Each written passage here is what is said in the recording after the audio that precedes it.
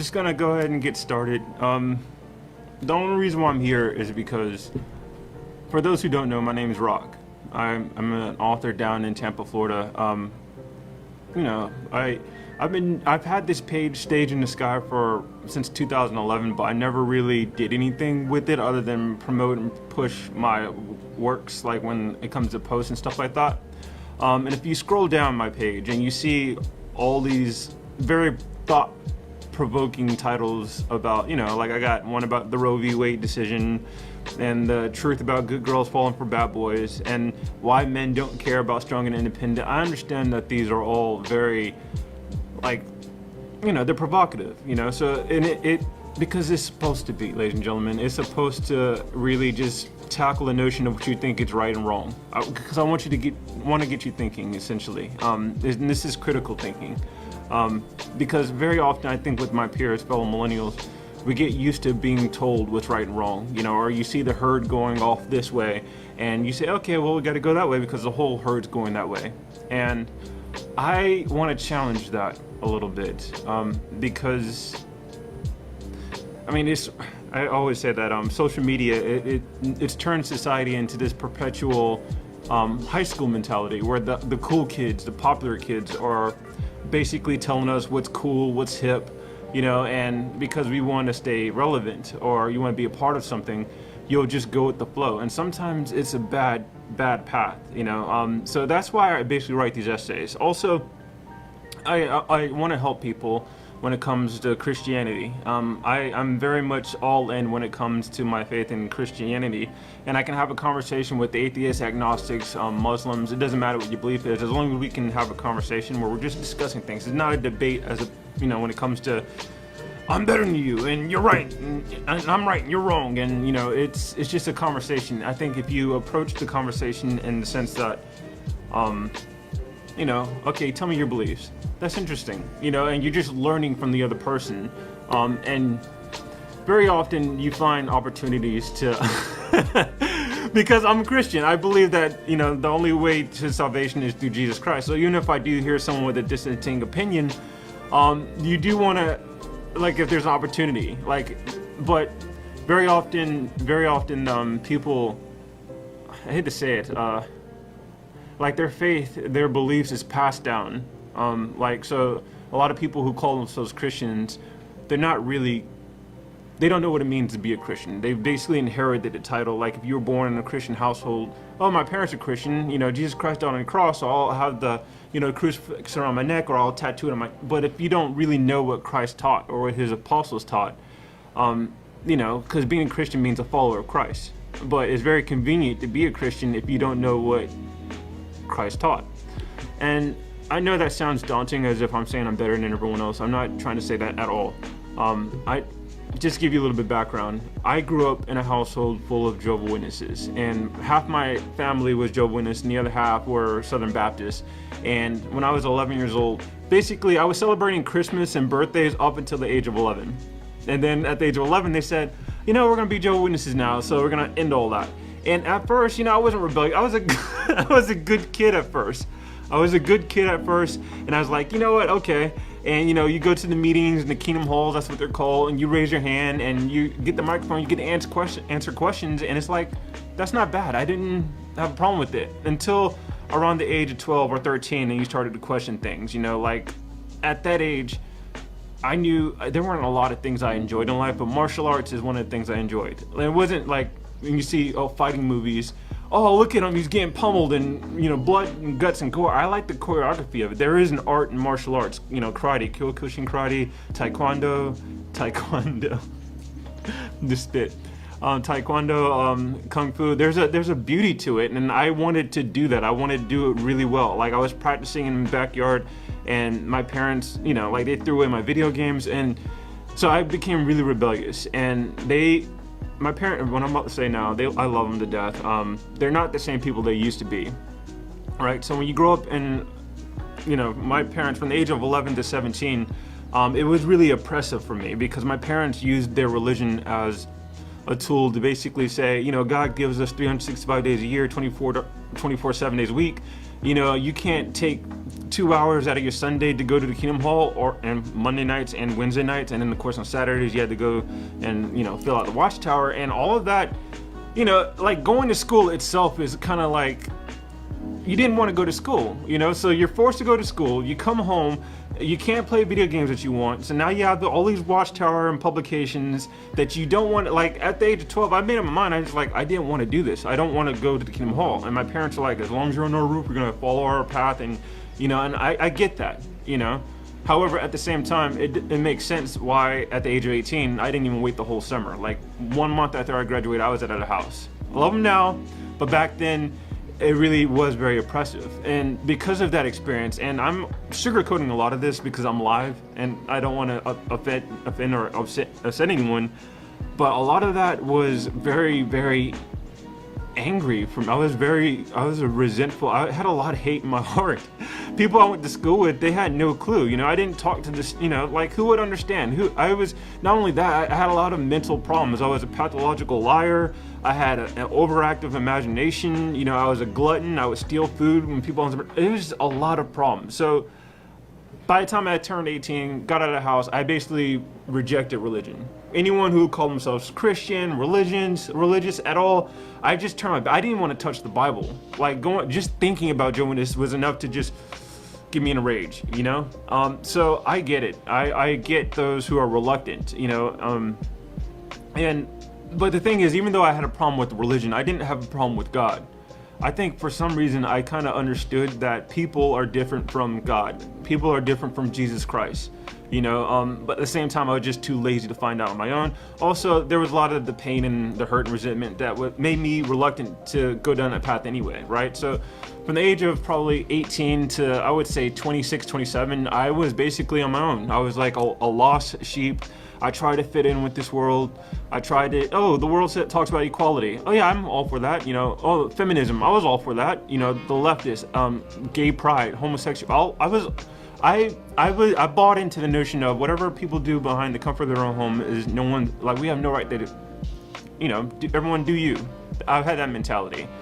And then at the age of 28, it's like, that was a tough year because I was in the middle of a book, and a lot of people who don't know what it's like to actually write a novel where you're in a different world and you have to put yourself in different shoes, different characters, you know, like I was all in. It was immersive, you know, like every week I was a different character, which I'm pretty sure made a lot of my friends, there's something wrong with Rock, you know, he's inconsistent. My behavior was inconsistent because I was so ingrained in these different characters, right?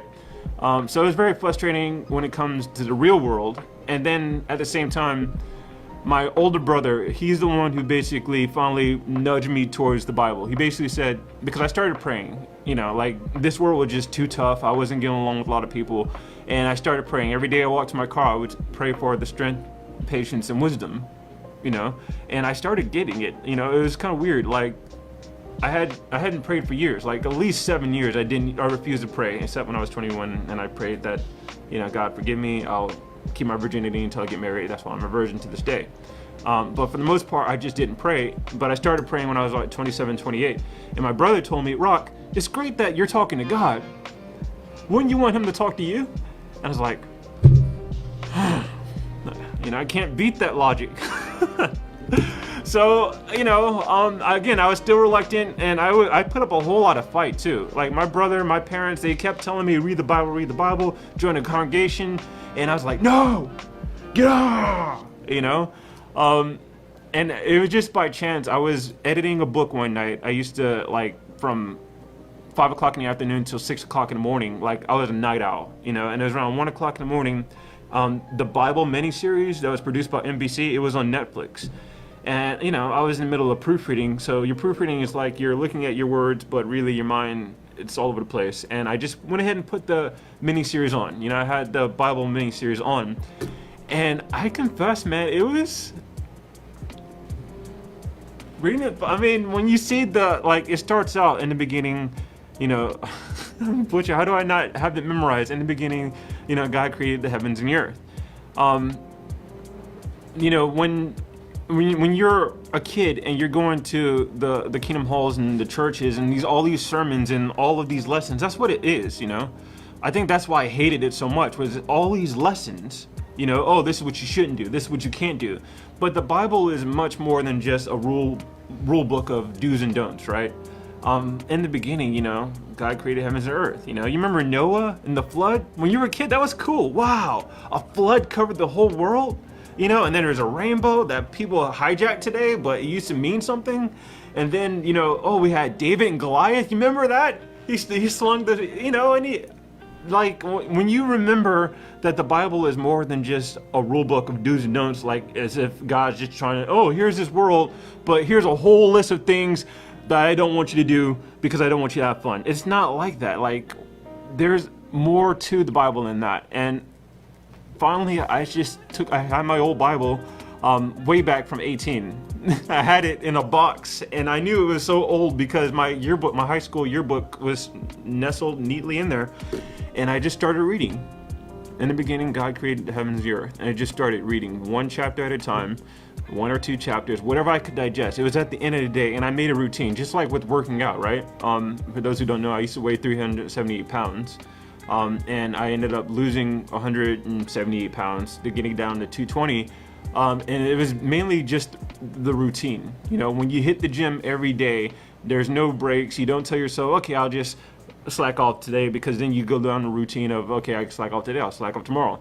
But if God blessed me with this mentality, this drive to just keep working hard, like I just keep going. And so I kept the routine. After a long day's work, hit the gym, come home, take a shower. And I know a lot of people, they're very sacred with it. My brother turns off all music, and some people, they wear their best clothes. I think especially when it was as tough as it was for me to even get to the Bible, you really have to do what's best for you. The point is learning and soaking in the information. How you get it, like any kind of ritual, I don't think that's as important. Like just sitting there and reading the scriptures for yourself, I think that's what's most important. So I did that.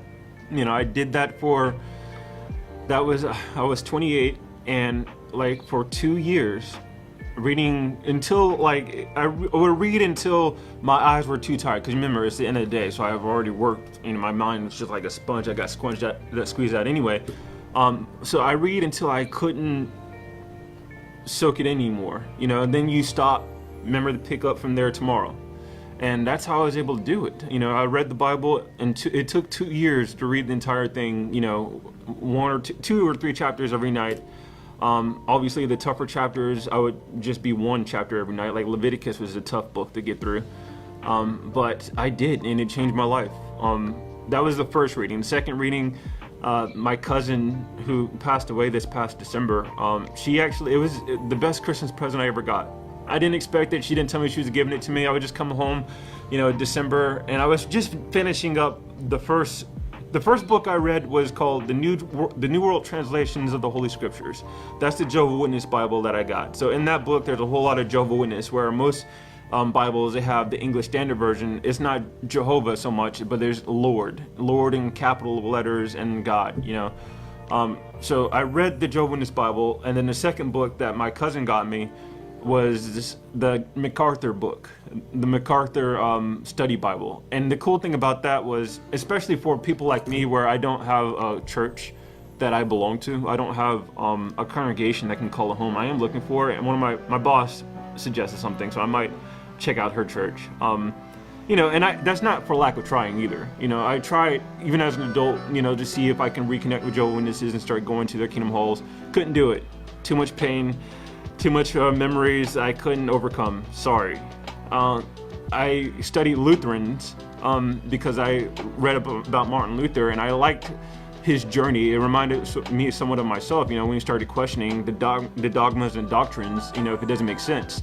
And I met with the Lutheran pastor, and I spoke with him for 4 hours, and it was kind of embarrassing because, I already read the entire Bible once, but I'm looking for a wife. So to say, live on air.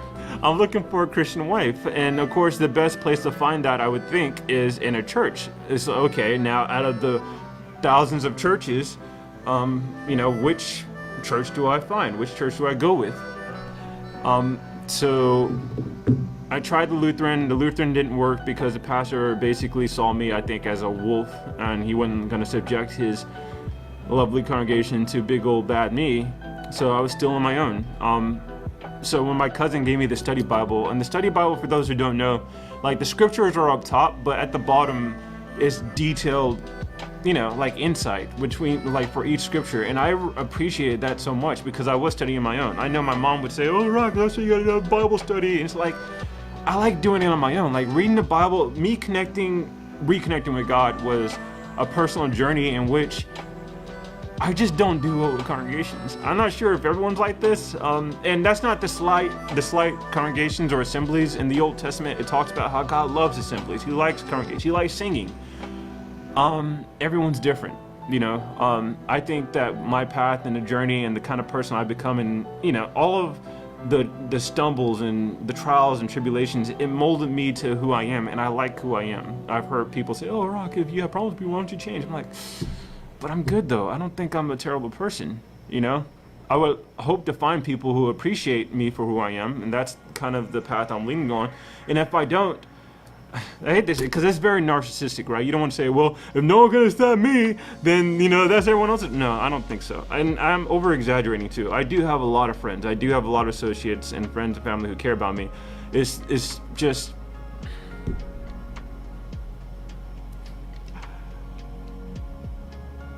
I don't know, like I'm really good about, like today's my day off. And instead of me thinking, let me go hang out with friends, I'm thinking, what can I get done? Like that's just the kind of mind I have. Tomorrow isn't promised to us, and people will say, oh, see, that's why you gotta take advantage of people. And for some reason, I just don't have that kind of mentality. My mentality is, okay, I got free time today. So I worked on the law firm. I'm at the law firm. I'm working on the equipment. I've rambled from the scriptures to me personally, but my point being is that when it comes to stageandsky.com, I write essays to help other people because I understand what it's like to be a Christian in this world, this modern world. So many contradictions and hypocrisy, so many double standards.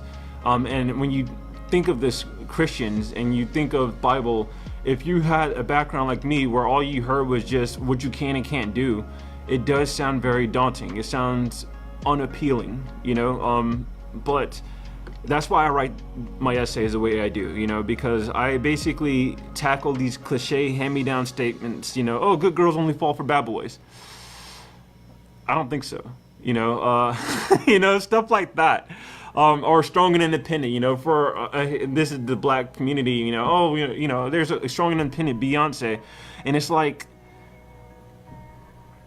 if I want a wife, we're gonna be dependent on each other. Like there is no independence there, and I know, oh, well, that's not what we mean. I break it all down, I think I know what you mean, and I think it's a very wicked thing that a lot of moving away from the scriptures, a lot of, okay, we don't need the Bible, even when it comes to morality arguments, when it comes to, oh, well, you don't need the Bible to tell you what's right or wrong. It's like, I would agree there, but you do need something written down. It's sort of like when people say, actions speak louder than the words. Sure, except that actions can be misinterpreted, right? Like someone who's really, really nice to you, that could be, oh, well, she really likes you. Or she's just being nice. Like having the written word, the dialogue, having some kind of documentation it clears up a lot of confusion. And I think that's why I appreciate the Bible so much. I wouldn't, people sometimes say, oh, I was born in the wrong era. I feel glad and grateful that I was born in 1986. To have the Bible intact. I would rather be me than Job and not know why he's covered with boils and had his whole family stripped from him, and his fortune, cast away. I'd rather be me than Joseph. Oh, believe all women. I hate to say it, but believe all women. But in the very first book, Joseph, this is the son of Jacob, Israel, he was falsely accused of sexual harassing or molesting or whatever Potiphar's wife. It's in the very first book, Genesis, at the end of the book, and it's like, how can we as Christians really buy in or dive into the notion of these hand-me-down statements like believe all women when All right, I can go on, and it feels like it's been a sermon. Either way, I just, it's my first stream, so I figured I'd share this and give a little bit of background about myself. I still write books. I still do fiction work. My next novel that I need to proofread is The Knights with No Lords. I think is really interesting, and it takes me to a whole nother world. But in between, you know, anything that pops into my mind, like the Roe v. Wade decision, I understand that that's a very emotional, sensitive topic for a lot of people. But I wanted to encourage and strengthen Christians, especially with that one, Christian men, because we were very susceptible to being shamed into silence, right? Oh, well, it's my body, my choice, and no man need to tell me what I can and can't do. It's like, we're also told to step up, and we're told to be leaders. In order, I mean, it's like, pick one. If you want a leader, you're gonna have to follow. You know, and with the black community, you know, I as a black guy, it hurts my heart because we were always told, oh, well, you know, black men need to do more, black men need to protect, and it's like, all right, well, how about we give you advice and, you know, like biblical, sound advice. A classic example, this is gonna ruffle some feathers. Wives submitting to your husbands. Now, if a certain someone who I know is following my page, when I mentioned this to this person, they got mad at me and they said I had an ego. But I'm like, I'm following the scriptures. You know, like this is what the Bible says. I wrote a whole essay on it, and it's written in 4 different books. You know, it says husbands are to love and honor their wives as the weaker vessel, you know, live with them in understanding, but wives are to submit to their husband's authority. That goes against a lot of what feminism has been teaching people, and, you know, the whole strong and independent mentality. So, you know, again, pick a lane. If you want men to be leaders, you're gonna have to follow. You know, I can tell you, once upon a time, I was part of the notion of, you know, I'm not looking for someone to lead, I'm not looking for someone to follow, I'm looking for someone who I can walk hand in hand with as my equal. I used to believe in that, and it was my Aunt Joan who told me, well, Rock, I hear what you're saying, but as Christians, we're taught that men are to be head of the household. Men are supposed to lead. And when she told me that, it blew my mind. I was 27. I was in the middle of reading the Bible, but I didn't get that far yet. So when you hear these notions that the world's pushing, and then you see what's written in the Bible, there's a conflict there, you know, and it's like, which path do you choose? And for me, I can tell you that I used to do Match.com, and tried to eHarm, and I might go back to Match.com. I find a lot of these ladies, and they're beautiful, gorgeous, young black ladies, and I think that they're on their Christian journey. I don't want to say that they're not, I like to say that they're not there yet. That, you know, they're still coming along. I just hope that it's sooner than later, because, this is not safe, but, it's not safe to say, but, you know, like men, we can procreate well into our 60s, whereas ladies, they, you know, their fertility window, it starts to decline after a certain age, you know, and I know a lot of ladies get mad and they say, oh, you're trying to say we're not valuable, we lost our value? No, not at all. I think that every person it doesn't matter what your age is. However, if I'm a man and I want to have my own children, your ability to help me with that, your value in helping me with that, it decreases the older you get. Like, am I wrong there? I know that sounds horrible, but is it the truth? All right, so that's who I am. That's the kind of stuff I talk about. StageandSky.com. If you have been watching, I thank you for watching. If not, and this is your first time, or this is the re-recording, I encourage everyone to go to my website to find out more about me. Also, I have a YouTube page. I don't post too many videos because it's a wicked world out there. You know, I do have to work to provide for myself. And it's sad that, you know, saying the right thing, you know, doing the right thing, speaking the truth, biblical truth, can get you fired. It can get you in trouble. And this is, I would give all credit to Satan when it comes to that, you know, where you're demonized if you say the right thing. They like to use words like bigot and you're intolerant. But if you say, okay, well, 1 Corinthians chapter 6, verse 9 through 11, it gives a list of things.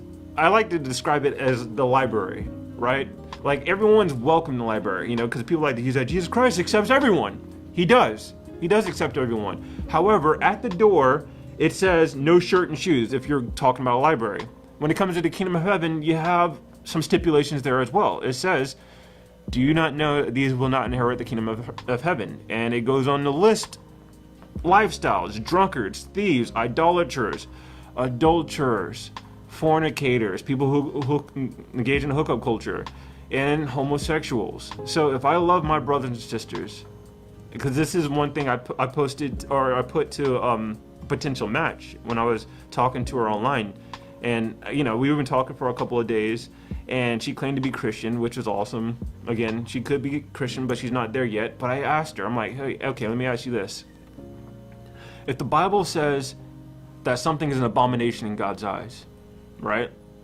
Like, he detests a certain lifestyle or certain practice, but the world says it's okay and it's all right to have the parades and everything for it.